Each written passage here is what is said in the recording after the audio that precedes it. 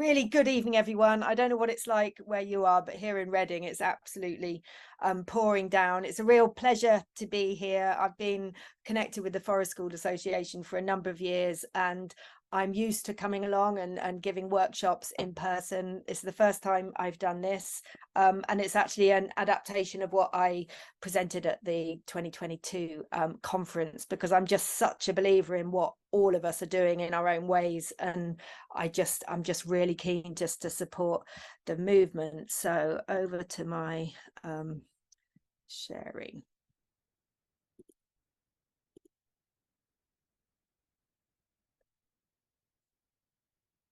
Sorry.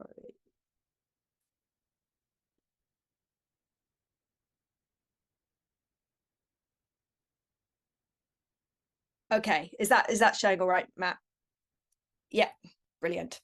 Okay, so this is all about, I'm sure all of us have got our visions about what we'd love to be doing, and finance can be such a barrier to that. So this workshop's going to be all about how we can overcome those sort of barriers. Sorry. Yeah, so just to begin with, either sitting down or standing up, I just think something about the times we're living in, the weather we're living through, it really just helps us to feel rooted. So just to begin, if you either stand or just where you're sitting, just feel your feet rooted really firmly in the ground. And if you just take a really deep breath in. And every morning I do this, where I just think about all that we can sort of draw from this amazing earth that we're on. And then I also think about our role with what we do is replenishing and giving back to the earth. So if we sort of breathe in and think about drawing up that really positive energy, and breathing out and just thinking about everything we all give back.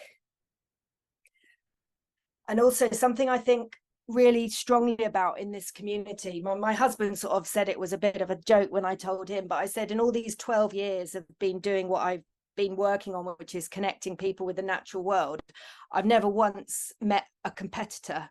And I really mean that. And when I think about that, I think a bit about the mycelium and the interconnectedness of us all. And I sort of find that in Reading, where I work, when I meet anyone who's doing remotely anything to do with nature connection, I'm so excited, and I see so much potential for collaboration that I genuinely don't really see it as a competition. I just think our mission with all our work is so important that I just would sort of urge people just to look for potential for collaboration. And the other thing with that is funders really do like to see collaboration as well. So just urge you just to think about how we're all connected and how we all can work together as well. So just briefly about Nature Nurture. So I've been going for 12 years. We're still quite a small sort of not-for-profit community interest company, limited by guarantee. So any profits we make go back into the organization. And our vision really is around connecting people with nature, but in doing so, how we can nurture custodians of the natural world. So that's really core to how we work. And just to get a gist of who's here, there's just 3 things if you could just tap into the chat there. So it'd be great to know who you are, where you come from. The second thing that would be helpful to sort of focus on, I think probably all of us in our work have had those sort of magic moments where just that connection of a group or an individual has really, it just sort of confirms why we're doing what we're doing. So maybe if you can share that sort of magic moment.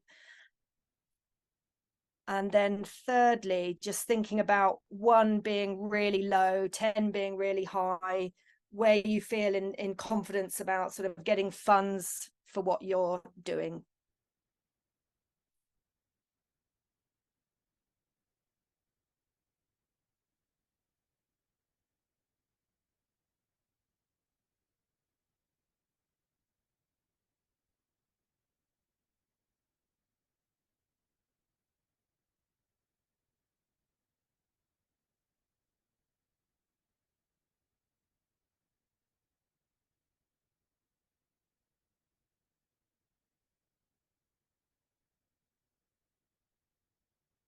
So I'm hearing a lot about where people are from and what their names are, but Hannah there. So that sort of seeing a child that's teaching a new adult about our site. So that sort of introduction. And I think a lot of us see that even in that very first session we do with an adult or child can be just totally transformational. Thank you for that, Hannah.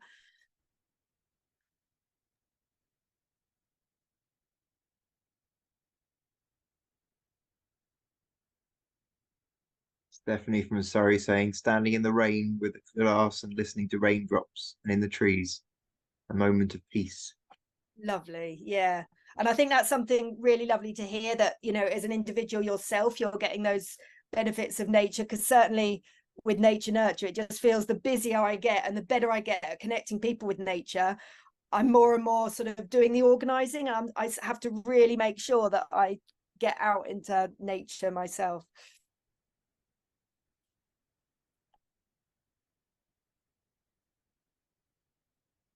Engaging with snails, seeing pupils pick their own school-grown veggies. Some lovely things. Alvari's excitement of finding a frog. Oh, and Dave there's got so many he can't really pick one out, but yeah, that's really exciting to hear you're thinking about setting up a CIC, Dave. So I've got a little sheet I've put together which is about setting up a constituted community group or a CIC. I'm very happy to share, but it sounds like you're down that road already.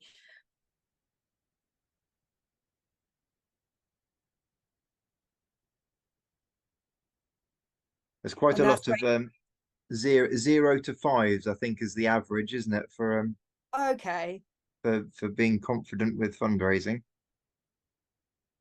or a What's negative one really there. coming through though is the passion and the belief people have for what they're doing. It's like we all deeply know that we're doing something, you know, really, really important. So it's just how we persuade others of that, get them to open the purse strings.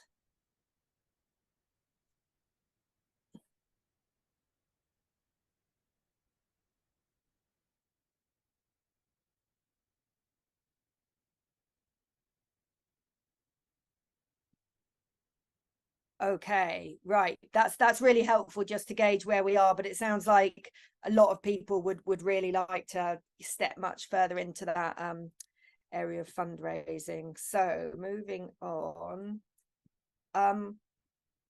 What this workshop is about, really, I really want to, there'll be later on in the workshop, we're going to just try and grasp what that dream vision is, because I think for a lot of us, we can be chasing that next bit of funding or trying to persuade that school to carry on working with us. And sometimes we lose sight of just that stepping back and thinking, well, what would I really like to do? If money wasn't an object, and if I had the land, and what would it really be? And I think there's something really strong about grasping that vision of really and clarifying what you want to be doing, that I just find as soon as I've got a clarified vision over something, I start talking about it and writing about it and sharing about it. And in doing so, I think you can really begin to make something real.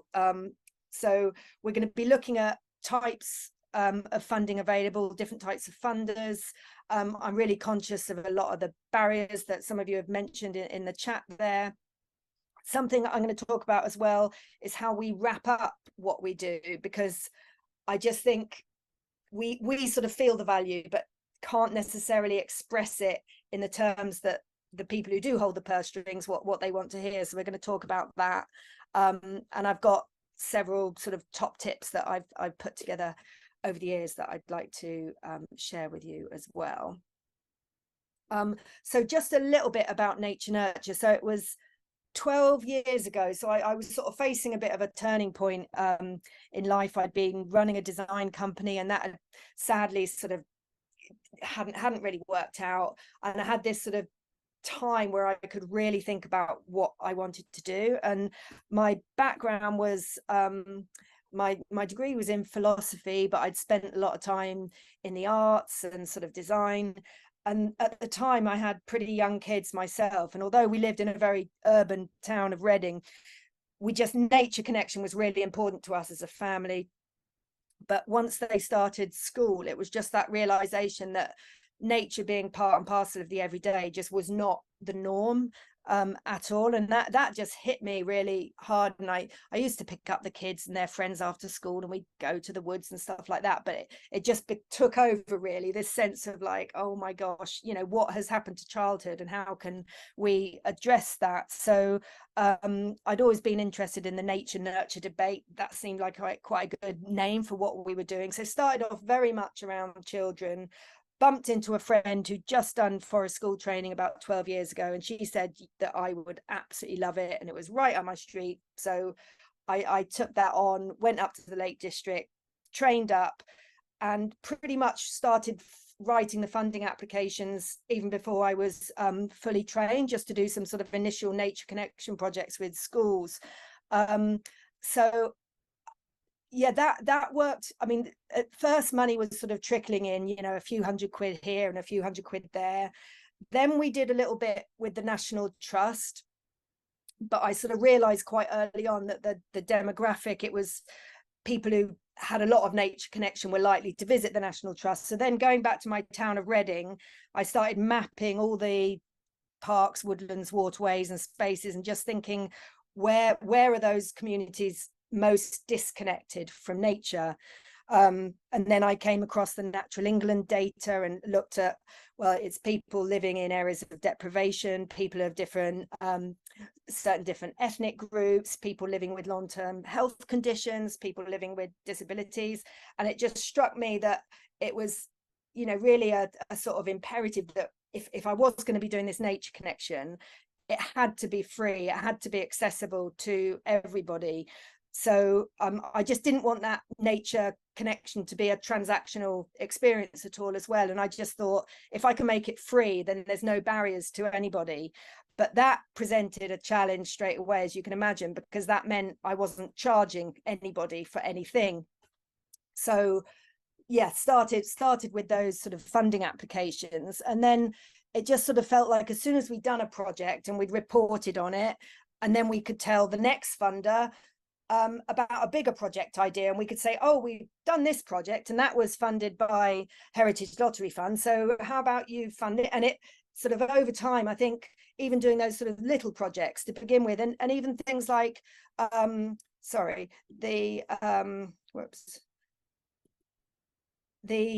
project we did for BBC Learning, that was completely unpaid. So I think sometimes I might have chosen to do a job totally unpaid because I thought, hang on, if I've got BBC Learning brand with my work, that will really help build the credibility. So although generally I don't advise doing stuff for free, sometimes it really does make strategic sense. So if an opportunity comes up and they haven't really got the budget, but you think, hang on, that's a really good opportunity to put in our promotion and stuff, then, you know, I think sometimes we can do things for free as well. And then we were very lucky in 2019, we won a national community award with the Institute of Outdoor Learning. So that again really helps. And I would suggest as well, just keep your eye out on, there might be a local or community award in your area, anything like that. It all begins to build really strong credibility for what you do. Then we were very lucky in 2019 to work with a charity, Trees for Cities. So I'll talk about this later, but those partnerships can be really helpful because we're only very small. We don't intend ever to be big or national, but what I find is a lot of the conservation organizations, they really struggle sometimes with that grassroots community engagement that we do. So they're very happy to work in partnership, and then they can bring you into their funding bids and stuff. So that enabled us with Trees for Cities to work on our first like central government funded project with DEFRA and the Department of Education. And that was all about children's mental health and well-being through a combination of forest school programs and teacher training and things like that. And that again has been very helpful for the credibility over time. So we started, yeah, as I said, with lots of forest school, lots of working in local schools. Then that branched out to sort of community events, engaging those school communities, but recognizing that if we wanted to embed nature connection into the everyday, it was really important to engage the wider school community and the parents. So doing these, we just called them wild days, and they'd always be really local to the school, you know, in the park just near the school or in the woodland, and that enabled us to engage the wider community. And then another area that is really becoming big now, and there's lots of funding opportunities, is around social prescribing. So I'm not sure how much you might have heard of that, but it's very much embedded in healthcare, in like primary healthcare through GPs and all across the country. So every GP have what they call a social prescribing link worker. That person is responsible for working out all the different sort of third sector groups, which I think most of us sit within, that we're doing like environmental and social good, and they will sort of refer people to your programs, and those people might be living with anxiety or depression and things like that. And through what's then called green social prescribing, we're supporting people through our conservation and walking programs and things there. But what I'm picking up on with there's an organization called the National Academy of Social Prescribing, is that there's a real shift to recognizing that children are very much part of that. And when I look at a lot of forest school activity that's going on, I'm sure a lot of us connected with schools really recognize the impact COVID had on mental health, particularly of children. And I would say that most of us, if not all of us, are actually providing green social prescribing for children. It's just we're not actually calling it that. So something I'll go on to later is about the language and what we can actually frame and how we talk about what we do, because it might be that there's lots of opportunities there if only we maybe use the language that's sort of in that sort of sector. So just a few things there.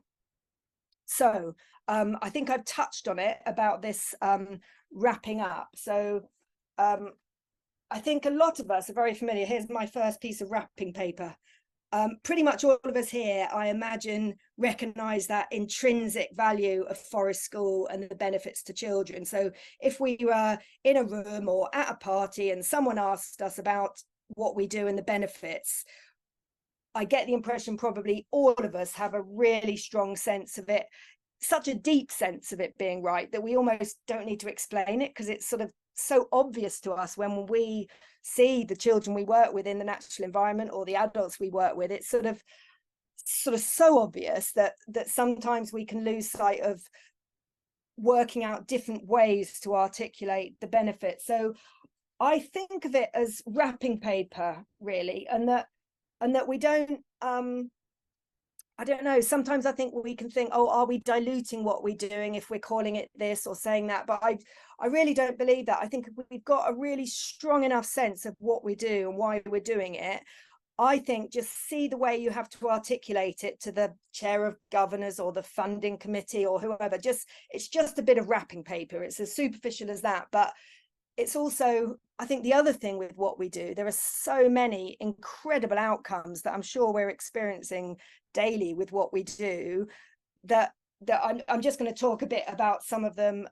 If after this webinar any of you want my sort of evidence summary sheet, it's not specific to forest school, it's sort of nature connection generally, I'm very, very happy to share that, because I think it can really help to back up what we say, using some of the incredible growing evidence base that's out there. So something I'm finding sort of makes strategic sense for us at the moment is there's such a recognition of the mental health pandemic and how that's affecting so many people. So imagine that if you had to describe what you do in terms of mental health and well-being, just imagine what that would feel like. And you'll find that with the different funders, look carefully about what their criteria is, and it's usually around the outcomes, and funders often have very specific outcomes that I'm just finding increasingly it's about mental health and well-being. So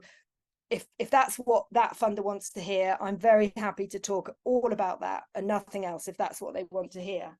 Another funder, like Groundwork or something we were working with recently, it was all around sustainable living and pro-environmental behaviour. So that to me is just another bit of wrapping paper. It's all true, but it's just the wrapping paper we put on. And there's so much evidence around nature connection. The very being in nature leads to that sense of valuing nature and wanting to act for nature. So whatever we're doing in the natural environment, even if we're not actually doing overt sort of conservation work, just by the work we do, we are nurturing pro-environmental behaviour. Another one that I think interests a lot of schools is around boosting physical activity levels. There was a really interesting program I found out about in the Mersey forest, where accelerometers were fixed to children, and they were comparing children in a normal classroom day with some sort of PE activities, and they compared that to children involved in forest school activities, and they found that children had similar sort of activity levels, but what they found in particular were that those with a higher body mass index, those sort of more obese kids, they were much more likely to be physically active than in your standard PE lesson. And I think, again, you know, schools will be mostly convinced about, oh yeah, physical activity is important, but they just might not be putting what you do in that bracket. And I've met a lot of forest school leaders who've managed to tap into sports premium. I mean, if only we could get this nature premium that I'm really delighted that the Forest School Association are really pushing. But meanwhile, there really is potential with that sport premium. Something as well around improving academic achievement. A school that we are working with recently, they'd contracted us to create a whole outdoor learning pack and then come in and train the teachers, and it was all going really well. And then they went down a peg or two in Ofsted, and they suddenly wanted to pull the whole project, and they said, you know, sorry, change of management, and we're not going to do it anymore. Not only was it a challenge because initially I was worried about were we going to get paid, but more than that, it was like, that feels like it can be when a school's sort of struggling, they might suddenly make a decision, well, hang on, we got to get rid of the art, get rid of the nature, and we got to concentrate on core subjects. And in fact, it's the, you know, the amazing evidence out there around, if we do those sort of nature outdoor programs, not we're only not only doing amazing curriculum enrichment, but actually those children are going to engage better back in the classroom. So just tapping into some of that evidence can be really helpful. I've mentioned around enriching the curriculum already, but wonderful evidence around bolstering cognitive functioning. So again, for a lot of some of the groups we work with, we might get the sense that we're this sort of funny little optional add-on that isn't really that important. But again, tapping into that evidence, and when I did negotiate with that school, I gave them some very clear, I was very friendly with it, but I gave them some very clear evidence as to why what we were doing was really important. And in fact, they've now invited us back in and they're carrying on the project. But I think it would have been very easy for them to dismiss us had I not managed to articulate the benefits in a way that would sort of speak their language. And another thing I think probably a lot of us are familiar with, and some of these webinars touching on as well, schools are more and more aware of the different sort of neurodiversity within the school. And again, there's just such wonderful evidence about that sort of really therapeutic for a school approach that can support so many different learning styles and different neurodiversities as well. So that's something I just think, yeah, just take some time to think about, well, who do I need to communicate with, and what message do they need to hear? And it will be probably quite a slightly different message depending who we're talking to, and that might be in our face-to-face interactions, but definitely that will come up in our fundraising. So yeah, just look out for that. Sorry, just trying to change slide here. Sorry, this Canva thing's a bit weird. Yeah, so now what I'd just like us to do is, I'm not sure if any of you had a chance to look at the worksheet link that was sent out. Don't worry if you didn't, because I know we're all busy, but if you've got a notebook with you, just starting sort of left to right and then round, if we just take 5 minutes individually, and I know that's not enough, so I hope you can put some more time in later, but just 5 minutes initially just to draft a few answers to some of these, and then we'll pop in breakout rooms.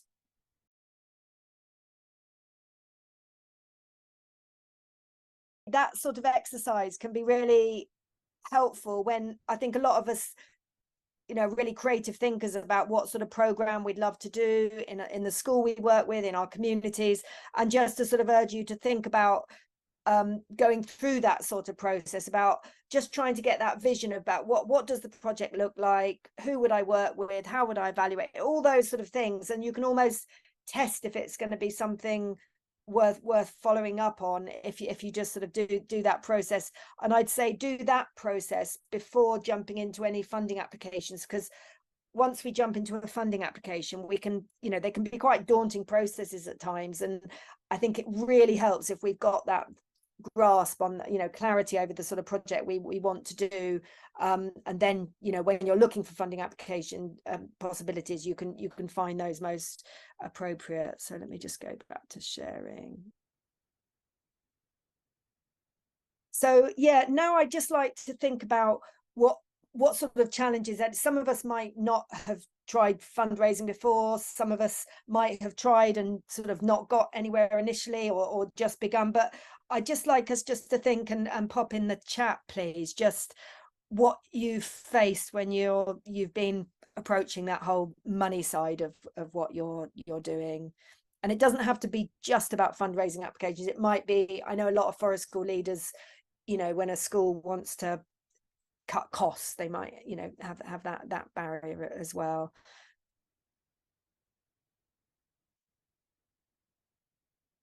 Yeah, where to start? I've got some things on that should help us. The status we are, whether we're a sole trader, CIC, because I find that real challenging one, because there's so many people who are sole traders doing really wonderful things, be it forest school or other things, definitely doing stuff for the environment or the social good, and you're still not you're not that not-for-profit status, so that limits some of the funds you can get. And I think some of us might be put off from turning into a CIC or a charity, but something I'm very happy to send out, I mentioned before, is I think the very starting point can be something called a constituted community group, which is really quite straightforward to set up. And that's, you can even run that alongside being a sole trader, so you can pay yourself from that into your, so you can make yourself a beneficiary of that. So, and staffing costs, that's true. We've come across that when a funder, they'll fund all the raised beds for a community garden and all the equipment and all the signs, but then you haven't got any funding to actually do the actual work, so that can be a real challenge. Access to land can be a real challenge. So when I set up 12 years ago in Reading, that was a challenge for us, because I went to the head of parks and they said they wanted £150 a month because they had pressure on diversifying income. What I had luckily done was sort of read their strategic target documents, just skirted through them, and I was able there and then to say, oh, but I can see by your document there that you're looking to raise the health and well-being of the community, or school outreach, and how well are you doing with the schools at the moment, and how well are you doing. And then I found out that they weren't actually reaching their own targets, so I was able to articulate the benefit of what we were doing in terms of absolutely hitting their targets. And from that point onwards, for the last 12 years, they've given me access and free use of all Reading local authority land, and we can have small contained fires. We just have to fill in a permission form for our larger events, but it was a blanket yes to everything, sort of seemingly in perpetuity. I hope so. But I would sort of suggest that when you do approach anyone to do with land, just work out a bit beforehand how you're meeting their aims, and then it puts you in a really strong position. And there was a friend of mine I helped who was setting up a forest school in the Hounslow area, and they were managed by that company who since went bust, Carillion, massive company, and she was asked for £2,500 a year, and I helped her negotiate, and it came down to about £80 a year. So never take things at face value like that, because there's always a way to actually say, actually what we're doing is, you know, so yeah.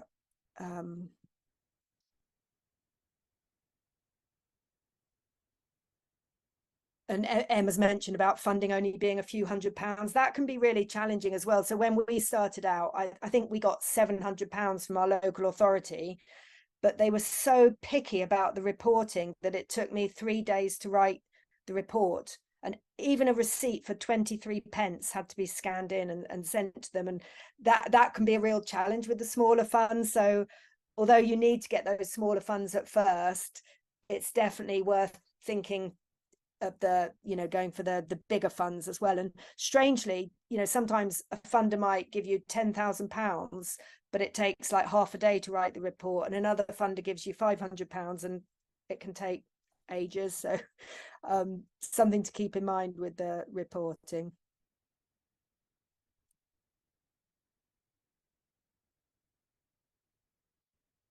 So Ryan says about funding for planning permission and survey. So again, with funding applications, it's really easy to concentrate just on the sort of face-to-face work with your groups. And I increasingly put into my funding applications project management and admin, development costs, even sort of sometimes my community engagement. Even before I'm doing the project, I put that cost as really quite high. So we were doing in Reading a project with Reading Refugee Support Group, and you know, that was a really vulnerable group to work with, that needed to build a lot of trust. So we actually went to like the drop-in center for about 3 months before we even got to the point we could engage them in our program, and we didn't charge quite enough for that process. But just, I think with any funding application, I would really urge you to categorize lots of different budget areas. And some funders, you know, you can research them when you're applying, will accept up to 20% contingency, because there's always things that will happen through a project you haven't quite budgeted for. So I'd suggest you try with spreadsheets. I'm not brilliant at spreadsheets. Sometimes I get a bit of help with the equations and stuff, but it means every time I'm budgeting for a new project, I've got something I can base it on. And I think the other thing to bear in mind is your markups, because sometimes we can do a project and then I would pay everybody who'd work with me and realize there was hardly anything going for myself or to nature nurture.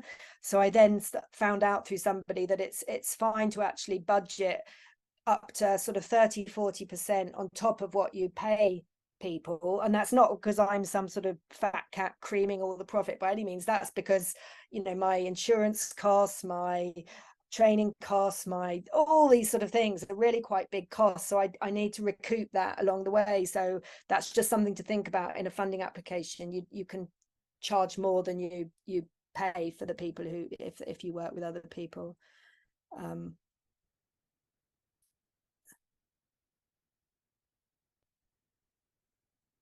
It didn't seem possible. Yeah, so Sharon says about applying, and it didn't seem possible to apply for herself. So that's an interesting one. I found when people are working as sole traders, a really good tactic to then try and get funding is thinking about which group you want to work with. That might be a school, that might be a community group or Cub Scouts or something.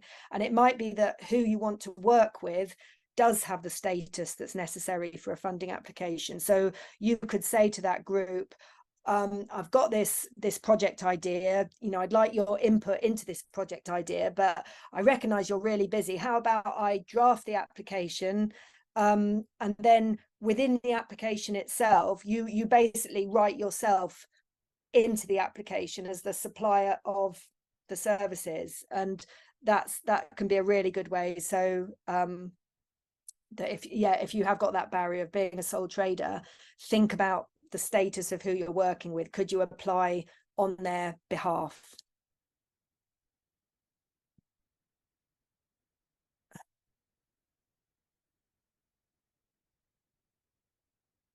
And Emma says there about having a site as a school teacher but not being allowed to use it at other times. So that would, to me, would be an example to think about, well, what wrapping paper will the council like to see? Now, councils have got like levelling up agendas about making, you know, health and well-being available to all, social cohesion, tackling social isolation, supporting young isolated parents. That there's going to be lots of ways. If you just I think every local authority in the country has got this publicly accessible data, and it's called Joint Strategic Needs Assessment, JSNA for short. And that is basically the data on every ward within the area. So that will tell you that, you know, 12-year-old obesity levels are higher than average. It will tell you which areas are most challenging for antisocial behavior, which areas have got particular health challenges. And just, it doesn't, you know, I find if you just dive into some of that data, it's often not too difficult to sort of draw on it. And then again, as I mentioned, being able to put that wrapping paper on, that they can see that you're totally helping them with their agendas as well.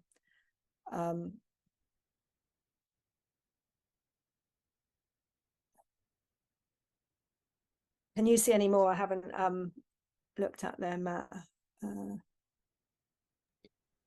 think a big one is about where to go. Yes, so I'm going to be Funding.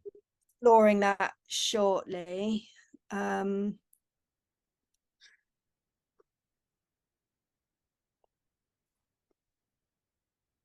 someone's mentioned, Tamsin, about not knowing where to go to contact the children's centres and councils. So, I mean, the council website is a good starting point.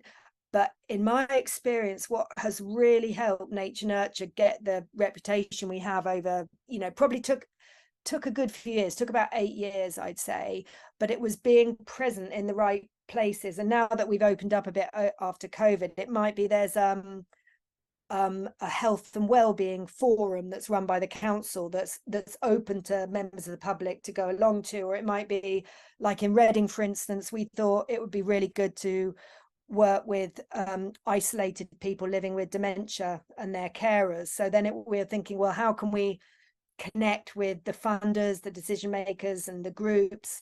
So we found out that in our local authority area, there's an older people's working group who meet every 3 months, and it's just by being present, we're now on the mailing list. And then one of the public health leads at the council will then send over some details about one of the council funds, and did we want to apply, because there's these groups we could work with. So I definitely have done a lot, and I continue to do a lot of unpaid networking and relationship building, because that lays the foundation. Because I just think if you or your organization or your school can be sort of at the tip of the tongue of those people who are out there, who can be your ambassadors, who can connect you, who can fund you, if they know about you and the great work you do, that's going to really help. So although I know a lot of us, it is really challenging doing that unpaid stuff, I'd say when it comes to that networking and relationship building, it's really worth putting the time in there. Yeah, as I've said before, I will touch on where the main sources of grants are.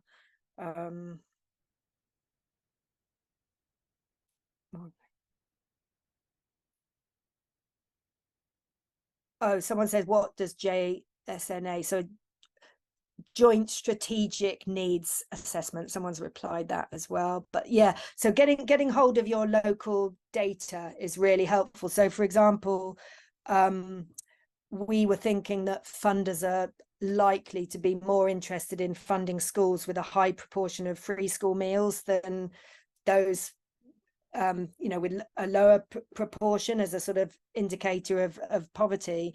So we sort of that is publicly accessible data. So we looked on the council website and realized that one of our local schools has got something like 51% free school meals, which is really high. Anything above 25% is considered really high in a really needy school. So now we're writing a funding application for a particular type of support for that school that will involve forest school and other activities that will make strategic sense to choose that school, because it's going to be very easy for us to demonstrate that that's a school that would particularly benefit.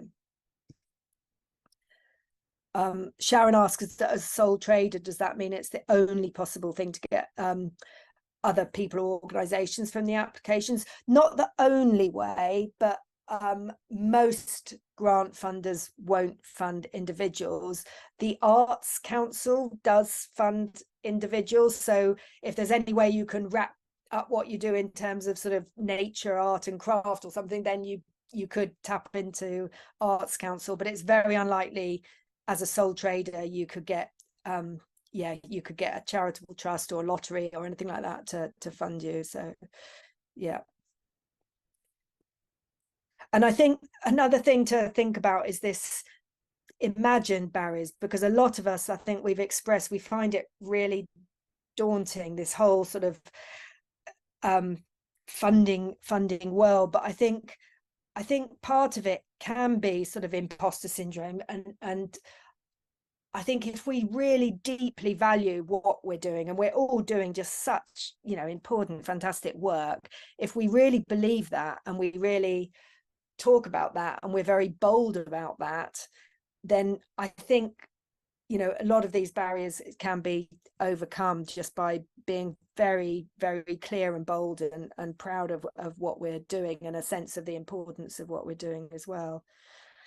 So next, I'm going to look at different tips that I've come across. So in the last workshop at the Forest School conference, I had this tree, and attached to the tree were lots of different leaves, and on the leaves were different tips. So I'm just going to go through some of those which I've picked up along the way. So I've sort of mentioned this before, but I think, you know, being your authentic self and our deep belief in what we're doing and the purpose and the importance of that, I think is very, very important. And I think a lot of funders receive really quite dull applications, and I think it's really important, you know, not to come across as pleading and stuff, but just to come across as really strong and visionary and just absolutely passionate about what we do, because I think we are all feeling that, but sometimes we don't sort of express it in that way. So I would just urge you just to really speak from the heart about the importance of what we do. I've talked about before, when we did that sort of worksheet sort of stuff, that's sort of building up what's called a case for support. So it's definitely worth sort of Googling that and what that consists of. But it's when you think about the different projects you want to do. So for instance, I might want to do a sort of nurture group project to support children who are really challenged in the classroom environment. That might be one project. So I need to write that case of support. I need to be very clear who the group is, what outcomes I'm going to achieve, how I'm going to evaluate it, who I'm going to partner with. And it doesn't have to be really lengthy. We're talking about just 1 pages, and then I've got clarity over that. And then another project might be, I want to do something with asylum seeker families in Reading in our parks, and it's going to have a link up with the community garden. What does that look like? And so I'll write a case of support for that. So, and that, I think the effect of doing that, once you write something and you're clear about it, that not only just sort of gets it clear in our mind and enables us just to talk about it and write about it, but when you're looking at those potential funding applications, you've then got just that, you know which funding application fits, because you've already worked out those outcomes and things as well. Framing your story, that's a bit like the sort of wrapping paper. How do you tell that compelling, you know, benefits about what you're doing to the audience you're speaking with, who could hold the purse strings?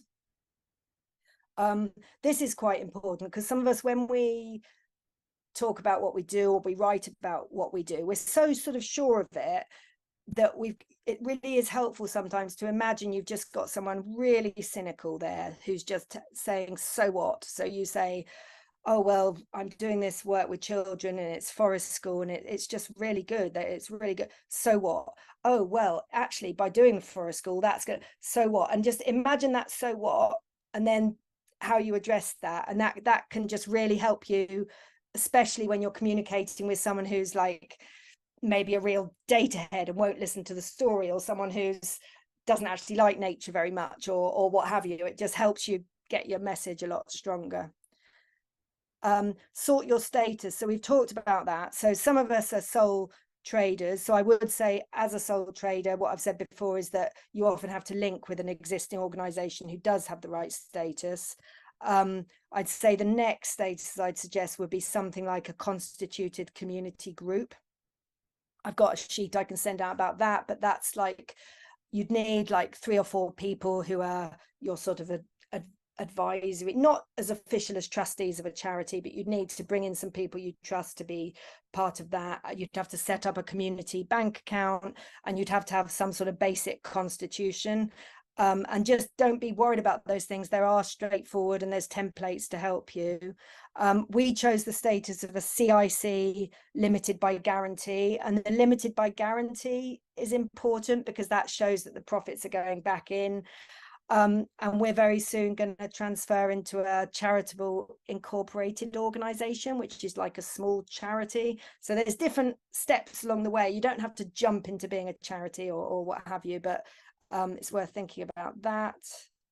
And yeah, with budgets, I think a lot of us get very concerned about sort of spreadsheets and figures and stuff, but I can't say I've learned to love spreadsheets, but I do recognize how important they are, and just sort of really working on those figures. And the next time you do a grant, working out, well, what did you make out of that one, what do you need to do for the next one, and actually looking at comparing your budget that you set for that project to what you actually spent on it. And then looking at, hang on, that project management, I thought I would only take 1 day, but it was 5 days. So the next time I write an application, I'm going to write more days into it. That's quite important.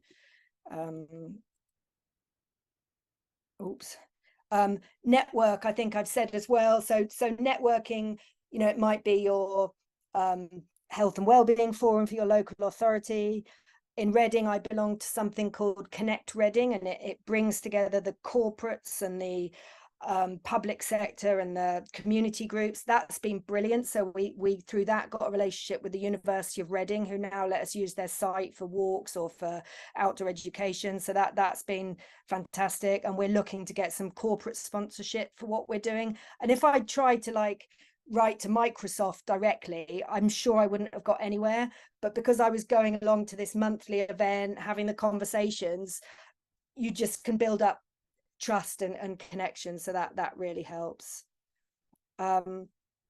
Forging partnerships and collaborating. Yeah, I haven't said so much about this, but nature nurture is really small, so we can't do much by ourselves. But it's brilliant to look around Reading and just think, well, what groups are there that we can partner with? So it might be community gardening, it might be the Canal and River Trust, it might be the Woodland Trust, it might be a children's centre, it might, all these sort of different groups, and that makes for really strong funding applications as well. Gathering evidence of need is really important. So what I would suggest you do, even from now, really, some of you might be doing a lot of this already, but when you see that moment with who you're working with, that transformational moment, when a teacher says something in an email, when you might have done a little questionnaire or something, collating that and just trying to get organized, just put it in a folder on your computer, just collect it. And that means that when you apply for funds, you're able just to articulate that how important it is. And this is just something about how we write a funding application. I always suggest writing in the present tense, because then you sort of fool the person reading it into thinking that it's happening already. Whereas if you write, we could do this and we should do this, and it doesn't quite do that. and then monitoring and evaluating what we do. I think a lot of us can have challenges with this. We certainly find it quite tricky. And different funders require different evaluation methods, but the more you can just measure those impacts of what you do, the more you can demonstrate that to the next potential funder. And then really just building a lasting legacy into your project. So it might be that if you've got funds to do a program in a school, you leave them with some sort of resource to help the teachers carry on doing something, or you might do a legacy through some sort of partnership or something like that as well. So just thinking about the future beyond the program that you're doing. And then, yes, touching on then as well, we talked about what sort of funding is out there. So this is definitely worth noting down. So NAVCA, which stands for the National Association of Voluntary and Community Action, they are basically like an umbrella body for all these organizations across the country. So in Reading, for instance, we've got Reading Voluntary Action, and Reading Voluntary Action sort of sit over any of us that are doing anything environmentally, socially good. And they send out a newsletter with funding opportunities. And the central website of NAVCA itself has got loads of details about funding. And also I've got a little feature about nature nurture on the Reading Voluntary Action website. So we're sort of recorded as a group in our town doing stuff. And it just means that when projects come in, they know about us. Rotary and Lions clubs, although the funding isn't huge initially, that's really helpful because they often invite people to come and speak. And I don't often go put myself forward for these sort of speaking, but I have realized that the more you do these little speaking at little events like that, it can really build up a reputation that when bigger funding comes, they're thinking of you because you've had a chance to sort of speak to 50 people in one go. The lottery, I would say definitely have a look at the National Lottery website. So you've got Awards for All, which is definitely the most straightforward one to get, and I think they've just put it up to 20,000 for Awards for All. It's really quite a straightforward application process, and the reporting isn't too bad. And the National Lottery overall have just changed their entire strategy. They've just launched it this September, and it's very much emphasizing the environment as well as sort of the social stuff. So I'd say now is a really good time to think about Awards for All funding up to 20,000. There's also Heritage Lottery. And when we think of heritage, they've definitely broadened their definition to include sort of nature places in that. So Heritage Lottery is great. And there's something called Reaching Communities Fund that we're going for at the moment. So far, we've only ever got, funds just for a year-long project at the most, but we're now going to get really ambitious and try and get 3 years funding from the Reaching Lottery program.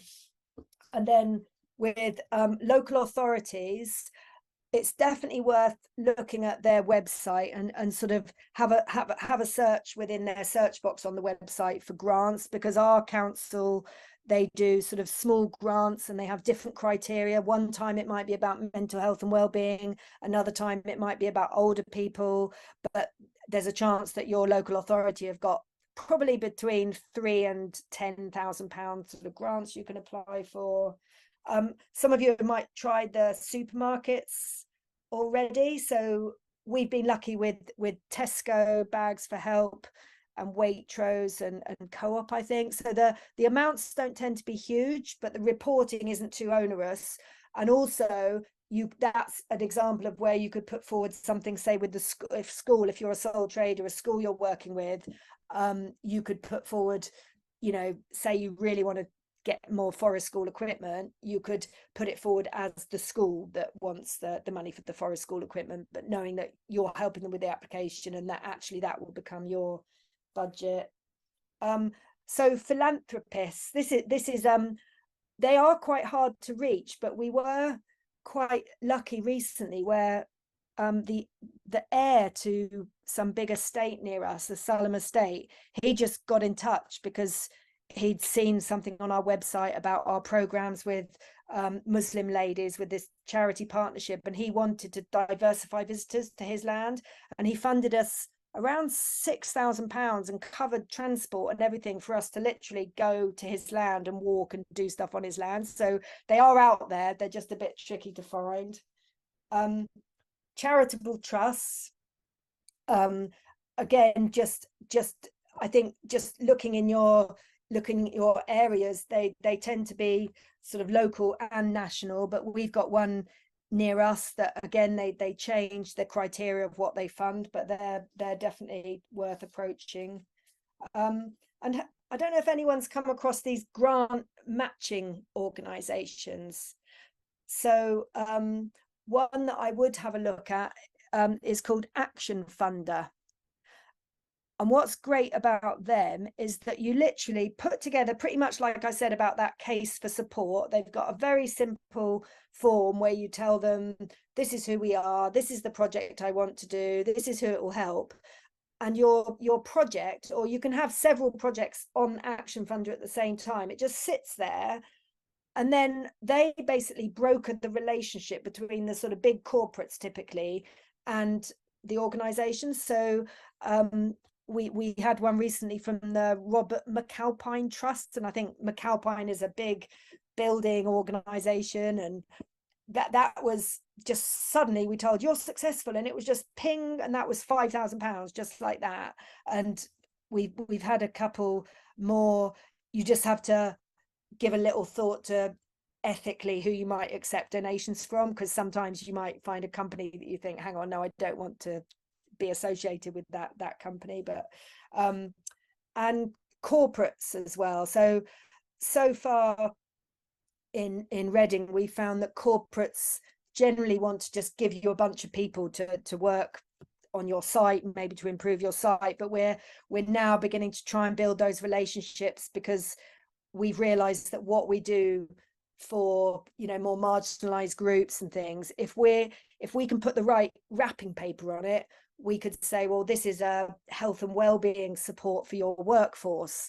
And you know, so then we here, yeah, we had a grant recently, and we've just put together this sort of wild well-being proposition to corporates, saying, actually, you know, by connecting your workforce with nature, we've sort of highlighted this different research that shows, you know, it's going to be a bit different to what schools are interested in, but we've tried to convey that corporate message. And then the vision with that is, wouldn't it be brilliant if we had proper corporate income, you know, charging the corporates proper high rates like they pay normally for training and development and stuff, but then use the profits from that to support our work. So that's a vision that we haven't got to yet, but hopefully we'll get to.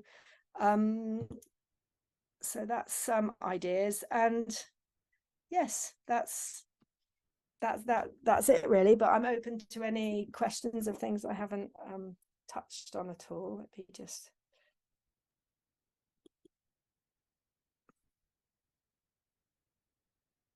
There we go. Clarify what NAVCA is. NAVCA is the National Association of Voluntary and Community Action. So that's the national one. But what I was saying is each local authority area has a sort of mini version of that. So in Reading, it's called Reading Voluntary Action. West Berkshire's got one, and they're it's just really good if they know about you and you get on their newsletter, because they tell you details of funding opportunities.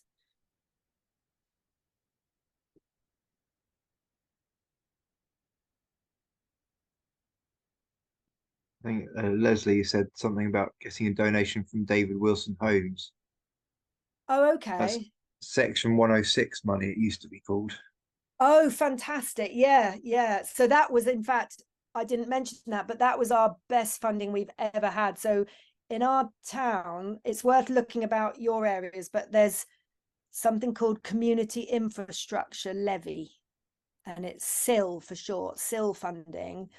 so we found out about this, and we put a proposal together that included sort of 6 months of forest school programs for 2 primary schools, conservation programs with green social prescribing, public art with loads of sort of wildlife art, and a few other things. And we heard they had about 100,000, so we wrote a budget for 100,000, and this was about a year ago, and then they gave us 120,000. So that was like by far the biggest grant we'd ever had. But that's opened my eyes up, like, wow, local authorities all around the country are sitting on this community infrastructure levy, because it's ring fence funding that comes about when there's a big building project. So if where you live, you can see that there's some housing plans or any big building project, the company that puts in the building has to commit some money to what they call this sort of community infrastructure.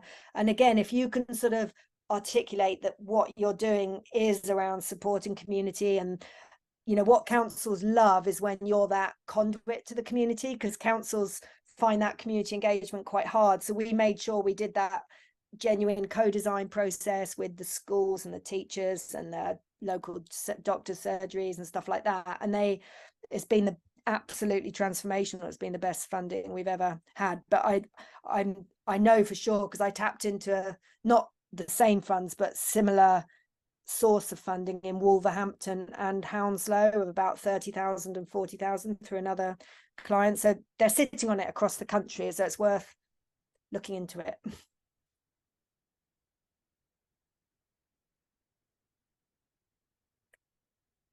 Who would you apply to for the SIL? Yeah, I think that's who holds the budget is different in different areas, Leslie. So in Reading, that particular budget in that area was held by the sort of Safer Streets team. So they were concerned about homeless camps, drugs, other sort of challenges in the area, and it had to be agreed on by 3 ward councillors in that area. So, but I think in another council it might be that the park department hold it. So I think it's a bit different in different areas, but I'm pretty sure it's publicly accessible information about still.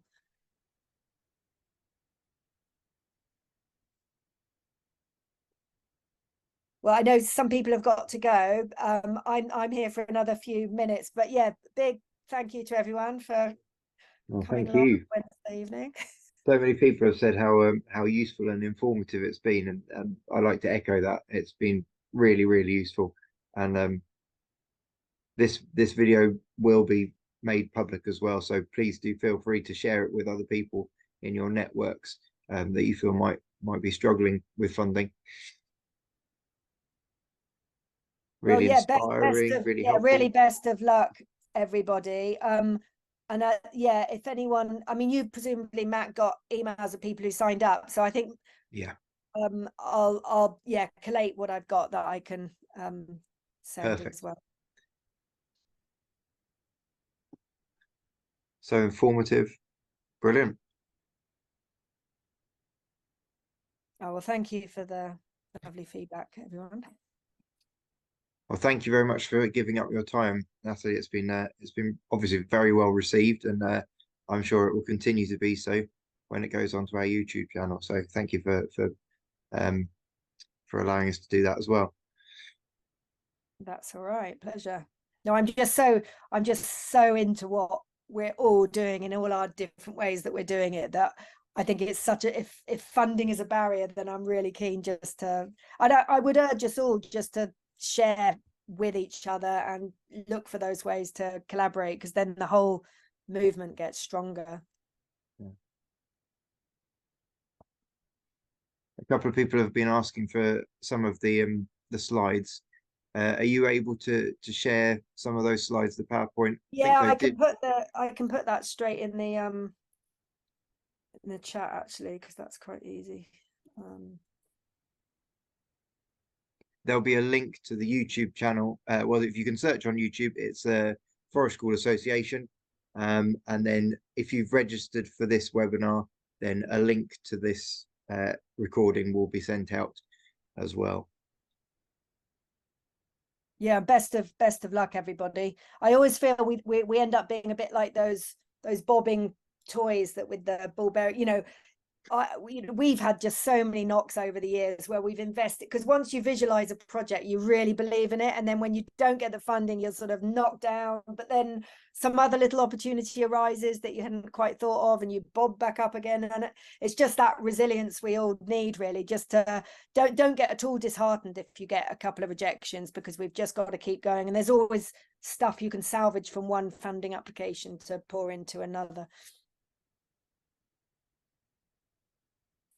That's brilliant. Yeah, the evidence summary sheet as well. I'll just think about the stuff I've talked about and just try and put some stuff together for you. Well, thank you so much, Natalie, again for sharing your time and your experiences and expertise. And for those of you that are coming to the conference, we'll see you there.